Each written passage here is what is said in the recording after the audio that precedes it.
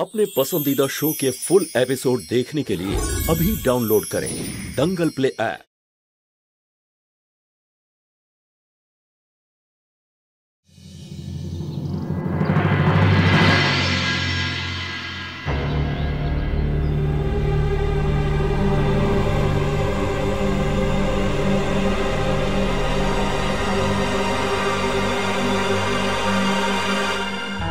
Good morning sir.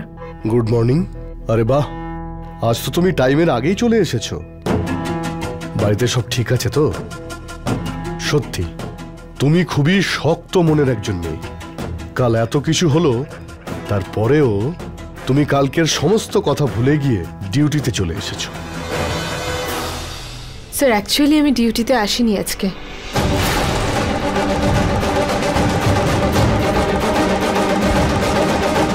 আপনি যে টাকাটা দিয়েছিলেন কিডন্যাপারদের হাত থেকে দিদিকে ছাড়ানোর জন্য, সেটা কালকে আপনি ফেলে এসেছিলেন, সেটাই আমি আপনাকে ফেরত দিতে এসেছি।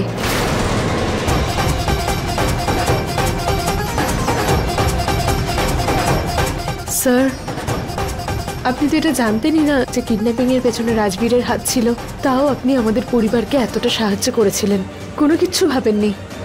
সেজন্য আমি আর আমাদের পরিবার সারা জীবন আপনার কাছে কৃতজ্ঞ থাকব। কিন্তু স্যার আর আমি এই ডিউটিটা করতে পারবো না।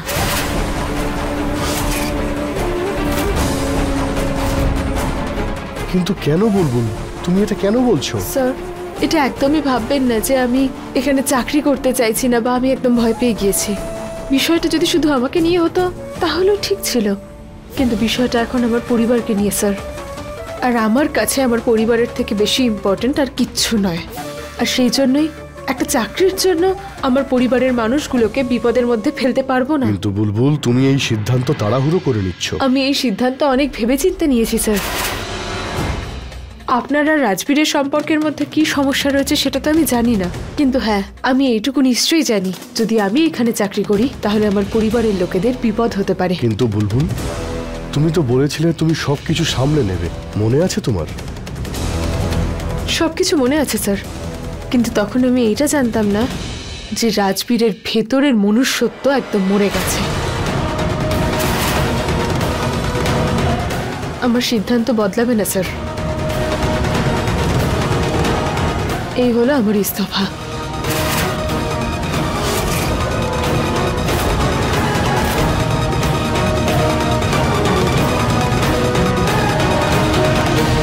আমায় ক্ষমা করে দেবেন আপনি।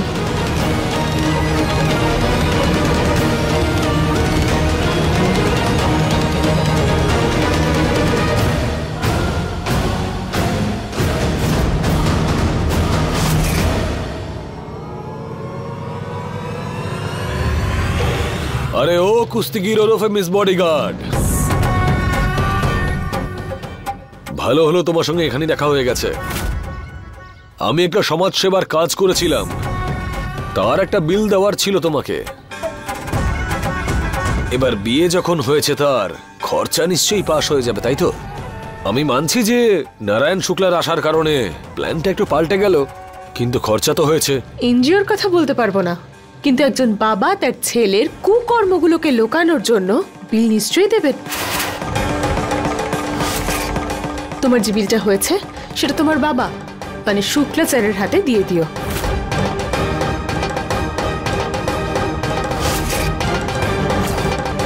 কারণ আমি আজকে থেকে এই চাকরিটা ছেড়ে দিলাম।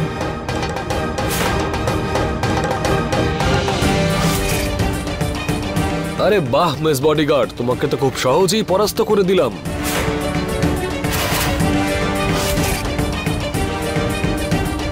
ভয় পেয়ে গেলে নাকি? ভয় তো আমি কারোর বাবাকেও পাই না,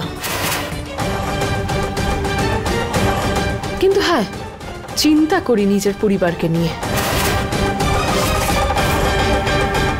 আসলে কি বলতো রাজবীর, আমার মা আমাকে পরিবারের লোকেদের ভালোবাসতে শিখিয়েছেন,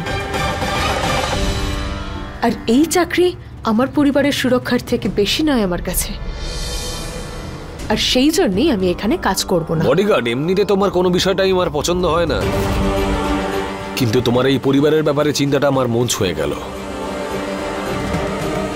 ভালো তো আমিও বাসি আমার মাকে। ভালোবাসো তুমি? তুমি তো ভালোবাসার মানেই ঠিক করে জানো না, তুমি ভালোবাসবে কি করে? যেটাকে তুমি ভালোবাসা ভাবো সেটা তোমার জেদ। আর এই কথাটা তুমি যত তাড়াতাড়ি বুঝতে পারবে সেটাই তোমার জন্য ভালো হবে।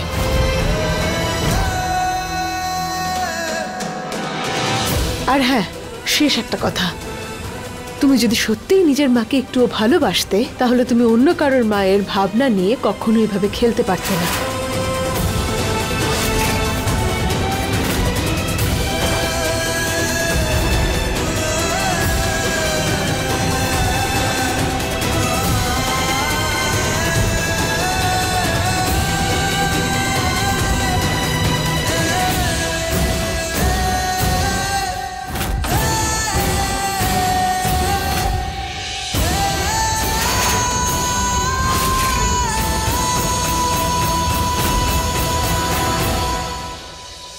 এই দেখ, ফোন বন্ধ করে নিজের মুখে লাগাম দে।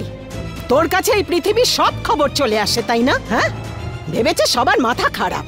হ্যাঁ, ও নিশ্চয়ই ললিতার কাছে গেছে ওই চামচাগিরি করার জন্য। ওর কাছে নিশ্চয়ই একটা খবর পাবি। ঠিক আছে, ফোন রাখ, আর দ্বিতীয়বার যেন আমি তোর মুখে এই কথা না শুনি।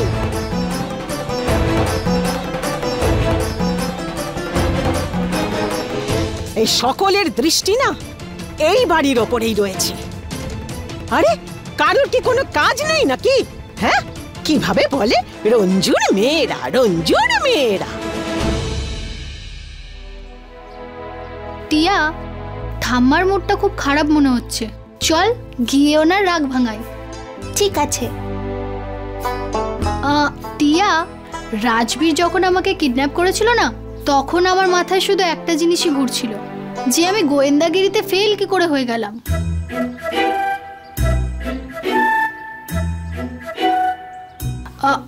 আমার চোখ সামনের দিকে ছিল, পিছনে কি হচ্ছিল সেদিকে আমি খেয়ালই দিইনি। হ্যাঁ, এটা তো ঠিক কথা।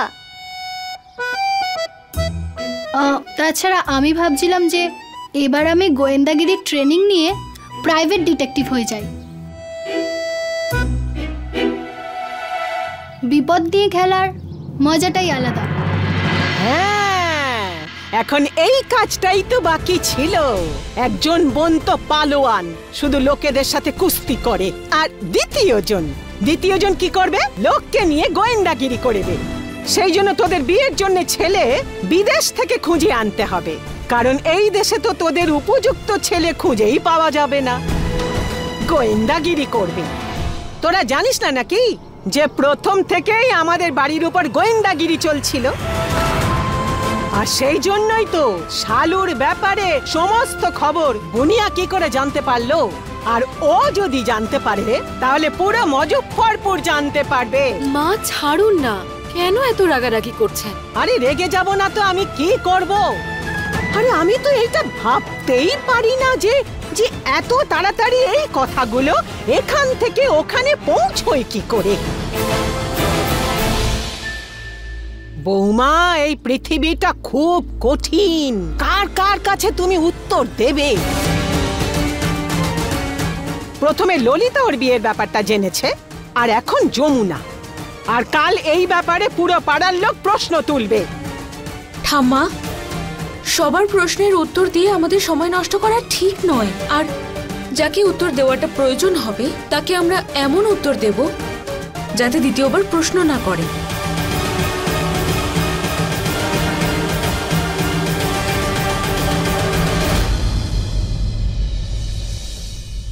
এই পার্লারের মেয়েগুলো না টাকা নেবে গুনে গুনে, কাজটা করবে না। ম্যাডাম নমস্কার। নমস্কার। কি ব্যাপার ভুবন? আমি গুড্ডু দাদার সঙ্গে দেখা করতে এসেছি। কেন বলো তো? টেন্ডারে তো এখনো টাকা জমা দেননি, তাই জিজ্ঞেস করতে এসেছি উনি কবে জমা দেবেন। আর নোটিশও এসেছে। কোন টেন্ডার? কিসের নোটিশ? আরে মা, ওই যে টেন্ডারের টাকাটা আছে না, ওটা আমরা ইচ্ছে করে দিইনি, কারণ বাবা চেয়েছিল ওতে বেশি টাকা দিতে, কিন্তু আমার মনে হয় না যে তাতে কোনো প্রফিট হবে আমাদের। হ্যাঁ মা, সেই জন্য আমরা ডিসাইড করেছি আমরা টেন্ডারের টাকা দেব না। ম্যাডাম আমার কথা শুনুন, কোনো টেন্ডারের জন্য দুজন গ্যারান্টারের সাইন দরকার, আর তার মধ্যে একজন গ্যারান্টার আমি। আর অন্যান্য বারের মতো এই টেন্ডারের জন্য আমিও সাইন করে দিয়েছি। আর যদি টাকা এবার না জমা দেওয়া হয় তাহলে ফ্রড কেসে তো আমি জেলে যাব। তো আমরা কি করব? আপনিও তো প্রফিট ছাড়া কোনো সাইন করেন না, তাই না? প্রফিটে যেমন শেয়ার নেন, তাহলে ক্ষতিটাকেও সামলান। আর তাছাড়াও ভুবন কাকা, অনেক বছর ধরে তো আপনি এটাই করেছেন, বাবাকে লুট করেছেন আপনি। আপনি একটা ফ্রড। দেখো, আমি সবকিছু সহ্য করতে পারি, কিন্তু কেউ আমাকে বেঈমান বলবে এটা কিন্তু আমি একদমই মেনে নেব না। চুপ!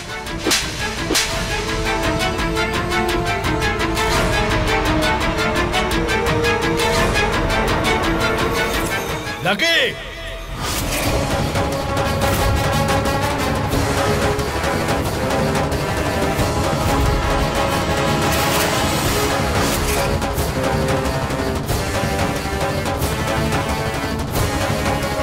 এটা কি ধরনের অভদ্রতা? সাহস কি করে হয় তোমার ভুবনের গায়ে হাত তোলার? গুড্ডু, টেন্ডার তো আমরা কোম্পানির প্রফিটের জন্য জমা করি, কারোর পার্সোনাল প্রফিটের জন্য তো নয়। লাকি ভিকি ওটা পুরো স্টাডি করেছে। ওদের যখন মনে হচ্ছে এটা কোম্পানির জন্য প্রফিটেবল নয়, তাই ওরা ক্যান্সেল করে দিয়েছে। আমাদের তো ছেলেদের বিবেচনা নিয়ে খুশি হওয়া উচিত, উল্টা তুমি রাগ করছো। ললিতা, ওর নাম ভুবন। প্রথম দিন থেকে ও আমার সঙ্গে আছে। যখন যেখানে বলেছি ও সাইন করে দিয়েছে, কোনো প্রশ্ন ছাড়াই। আমার উপর সম্পূর্ণ বিশ্বাস করে ও। গুড্ডু, তোমার ভুবনের উপর ভরসা আছে, কিন্তু লাকি ভিকির ভুবনের উপর ভরসা নেই। আর কোম্পানি লাকি ভিকি চালায়, ওদের চয়েস। ওরা ভুবনকে রাখতে চায় না তো রাখবে না। ভুবনের হিসেব বুঝিয়ে দিয়ে ওকে চাকরি থেকে ছাড়িয়ে দে। ললিতা, এসব কি বলছোটা কি তুমি? তুমি আমার কথা অমান্য করছো কোন সাহসে? গুড্ডু, একমাত্র আমিই তো তোমার কথা শুনি, না হলে আর কে আছে যে তোমার কথা শুনে? রঞ্জু আর ওর মেয়েরা, যাদের জন্য তুমি আমাদের ছেড়ে গিয়েছিলে, ওরা তো তোমার কোনো কথাই মানে না। ওদের তো তুমি কিছু বলো না।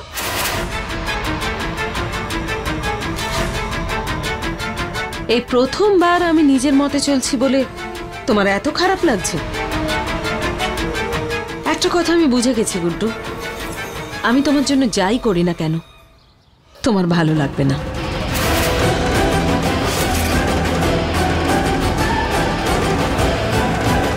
চল লাকি ভিকি।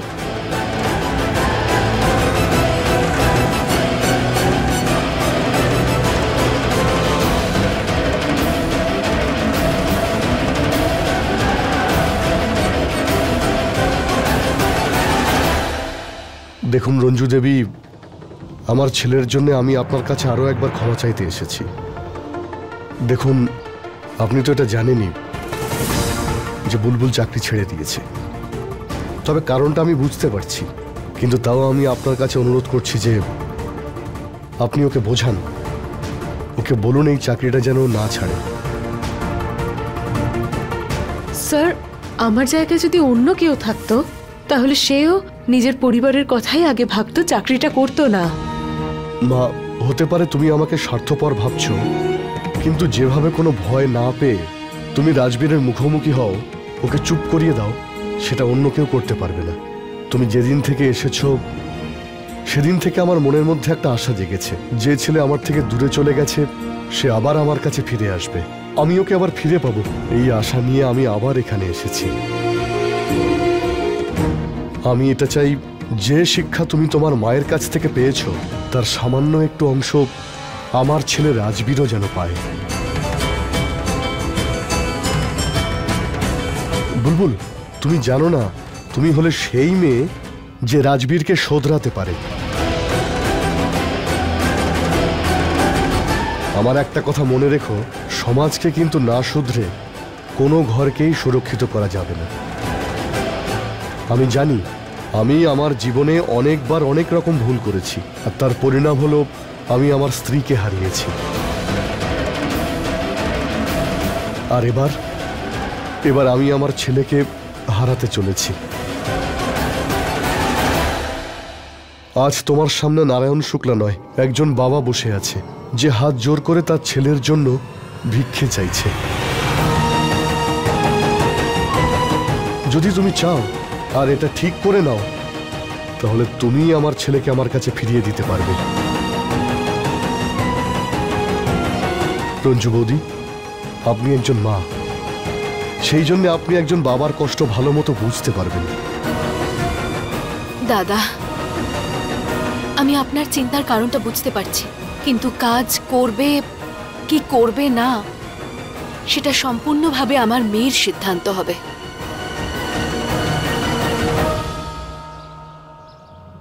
স্যার, আমি এই মুহূর্তে কোনো সিদ্ধান্ত নিতে পারবো না। আমাকে একটু আগে ভাবতে হবে যে এই চাকরিটা আমি আবার জয়েন করব কিনা।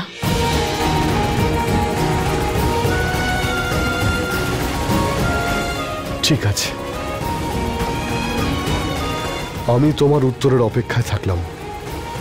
তুমি যা সিদ্ধান্ত নেবে তা আমি মেনে নেব।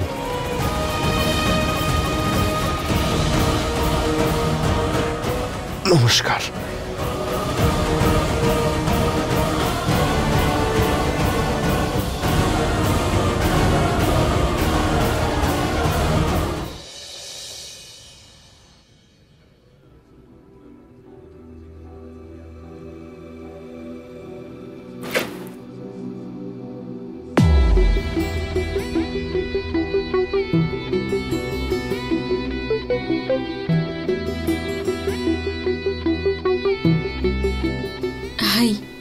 হাই, আপনি বসুন না, আমি কফি নিয়ে আসছি। না না, আমার কিছু চাই না, আপনি বসুন, একটু কথা আছে।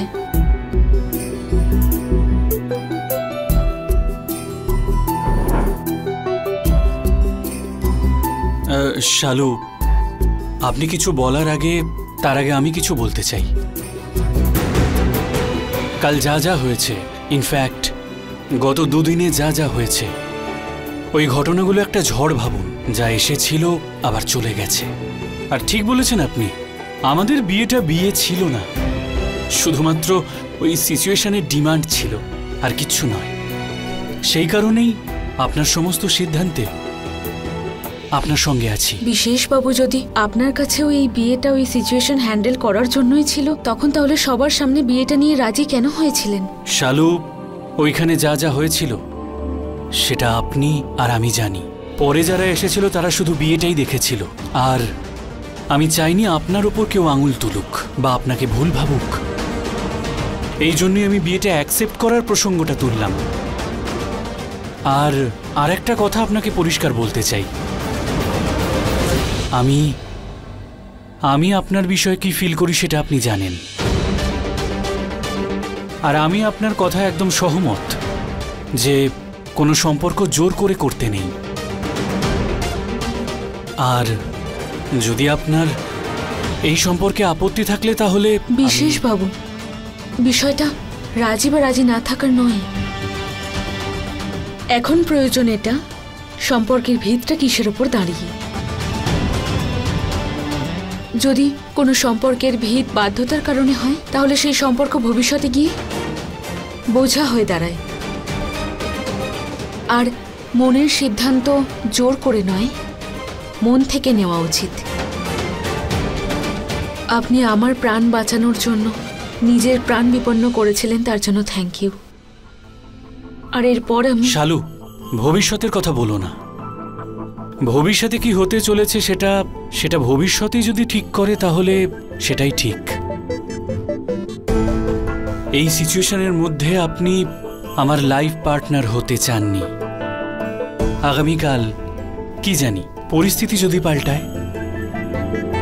আপাতত আমি এটাই বলবো যে আমাদের ব্যক্তিগত জীবনের কথা প্রফেশনাল লাইফে নাই আসুক। আর বাকি থাকলো লোকজন কি বলবে, তো লোকজন তো বলবেই, লোকজনের কাজই এটা। আমার কথা বোঝার জন্য থ্যাংক ইউ। যদি আপনিও আমার মনের কথাটা বুঝতেন।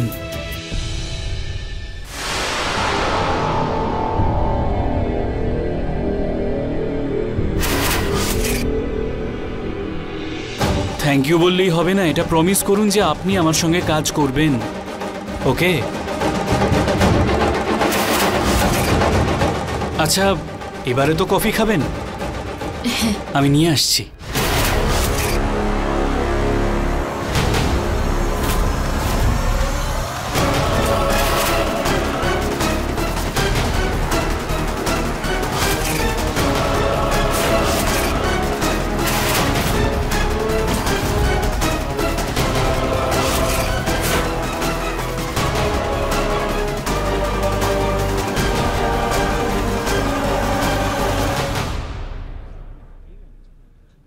দেখো, আমি যদি কিছু বলি না, আমার কথা তোমার খারাপ লাগবে, কিন্তু একটু তুমিও ভেবে দেখো, আমি বিশেষের বাবা, ও হচ্ছে আমার বুকের পাঁজর। আজ তোমার কারণে ওর প্রাণ যেতে যেতে বেঁচে গেছে, আর আবার তোমার মেলামেশা শুরু হয়ে গেছে। আচ্ছা, তুমি কি চাও বলো তো? ওর যদি কিছু হয়ে যায় তবে তুমি শান্তিতে ঘুমোতে পারবে?